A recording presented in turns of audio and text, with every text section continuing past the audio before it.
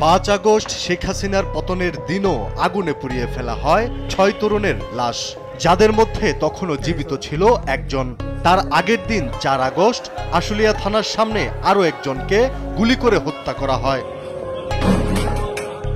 এই হত্যা মামলায় সাবেক সংসদ সদস্য সাইফুল ইসলাম, সাবেক উপপরিদর্শক বিশ্বজিৎ সাহা সহ 16 আসামির বিরুদ্ধে অভিযোগ গঠন হবে কিনা 21 আগস্ট আদেশ দেবে আন্তর্জাতিক অপরাধ আদালতের 2 নম্বর ট্রাইব্যুনাল।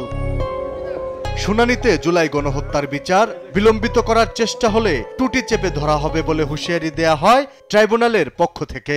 ট্রাইব্যুনালের মামলা পরিচালনা হওয়ার ক্ষেত্রে এক্সপেডিশাসলি ট্রাইব্যুনাল মামলা পরিচালনা করবেন এবং কোনো ধরনের ডিলে অথবা বিলম্ব করার স্টেপস যদি কেউ নেওয়ার চেষ্টা করে থাকে ট্রাইব্যুনাল তা প্রতিরোধ করবেন এবং আইন অনুযায়ী দ্রুত বিচার শেষ করবেন, নিষ্পত্তি করবেন। এটাই হলো ন্যায় বিচারের সব জায়গায় কথা।